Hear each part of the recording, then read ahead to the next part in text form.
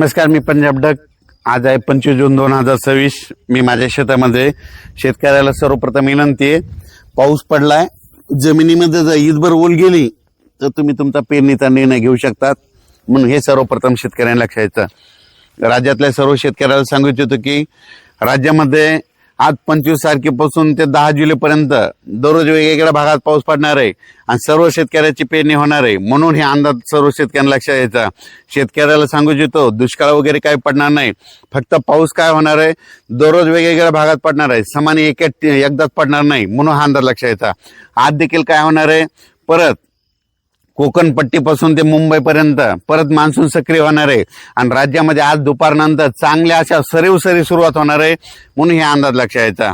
त्याच्यानंतर सातारा जिल्हा, सांगली जिल्हा, सोलापूर जिल्हा, कोल्हापूर जिल्हा, त्याच्यानंतर बीड जिल्हा, धाराशिव जिल्हा, या शेतकऱ्याचे फोन आले. नांदेड जिल्ह्याचा काही भाग, तर ते म्हणले आम्हाला पाऊस पडलेला नाही, काही भागात पडला आणि काही सोडला. तर त्यांच्यासाठी आनंदाची बातमी, आजपासून काय होणार, थोड्या सरी येत्या, पण 26 तारखेपासून म्हणजे उद्यापासून ते डायरेक्ट जवळपास 10 जुलैपर्यंत दररोज तुमच्या भागात देखील पाऊस पडणार आणि तुमच्या शेतकऱ्याची पेरणी होणार आहे. म्हणून ही अंदाज त्या शेतकऱ्यांना लक्षात घ्यायचा. सांगायचं झालं तर आज देखील विदर्भामध्ये 6, 5, 11 जिल्ह्यामध्ये दररोज वेगवेगळ्या भागात विखुरलेल्या स्वरूपाचा पाऊस पडणार, पेरणी योग्य पडणार आहे. तुमच्या शेतकऱ्याची विदर्भातली देखील पेरणी होणार आहे. म्हणून हा अंदाज लक्षात घ्यायचा. विदर्भात देखील काही भागात पडला आणि काही भाग सुटलेला आहे. ते जे सुटलेल्या भागात आहे त्या भागात देखील पेरणी होणार आहे. म्हणून पाऊस पडणार आहे, तुमच्या देखील चांगला पाऊस राहील आणि पेरणी योग्य पाऊस पडेल. म्हणून हा अंदाज लक्षात घ्यायचा. मराठवाड्यात देखील तसंच राहणार आहे. काही जिल्ह्यामध्ये पाऊस पडला, काही गाव सुटलेले आहेत, तर ह्यामध्ये आणखीन 10 दिवसामध्ये त्याच्यामध्ये तुमच्या गावामध्ये बी पाऊस पडणार आहे, तुमची देखील पेरणी लागणार आहे. म्हणून हा अंदाज लक्षात घ्यायचा.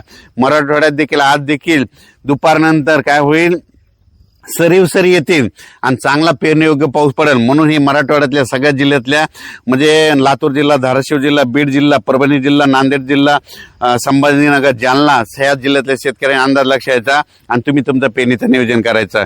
उत्तर महाराष्ट्रातल्या शेतकऱ्याला सांगू इच्छितो, नंदुरबार जिल्हा झालं, धुळे जिल्हा झालं, जळगाव जिल्हा झालं, नाशिक, अहिल्यानगर, तुमच्याकडे देखील काय होणार आहे, ह्या 10 दिवसामध्ये आणखीन म्हणजे आज 25 ते जवळपास 15 दिवसामध्ये आणखीन खूप पाऊस पडणार आहे आणि ओढे नाले वाहणार आहेत आणि तुमच्या देखील पिण्याचा पाण्याचा प्रश्न मिटणार आहे उत्तर महाराष्ट्रातल्या आणि चांगला पाऊस पडणार आहे, तुमची देखील पेरणी होणार आहे. म्हणून ही अंदाज त्यांनी देखील लक्षात घ्यायचा.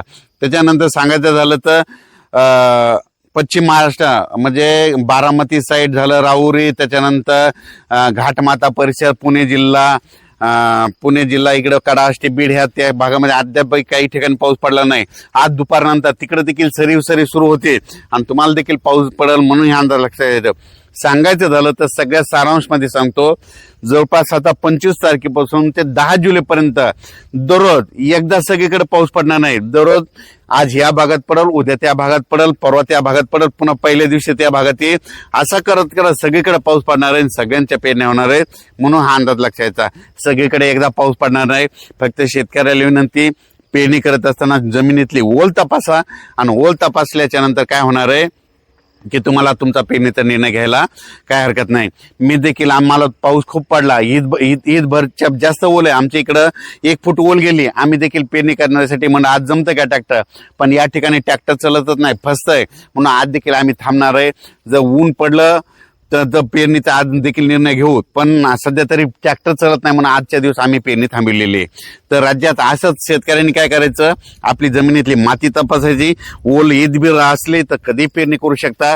म्हणून हे देखील सर्व शेतकऱ्यांना लक्षात घ्यायचं. बियाणं निवडत असताना आपल्या शेजाऱ्याला, आपल्या नातेवाईकाला, आपल्या पाहुण्याला ज्या व्हरायटीला उतरला तसे बियाणं निवडा. म्हणून हे देखील लक्षात घ्यायचं.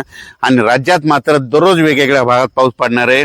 दुष्काळ वगैरे काही पडणार नाही. परत एकदा सांगतो, जूनमध्ये म्हणलं होतं कमी पडणार, जुलैमध्ये जास्त पाऊस पडणार, ऑगस्टमध्ये मोठे 2 पाऊस पडणार आणि सप्टेंबर ऑक्टोबर परतीचे चांगला पाऊस झोडपून काढणार. 13 नोव्हेंबरला थंडी येणार. म्हणून हा अंदाज सर्व शेतकऱ्यांनी लक्षात द्यायचा. अचानक वातावरण बदल झाला, उद्या एक मेसेज दिला जाईल. धन्यवाद.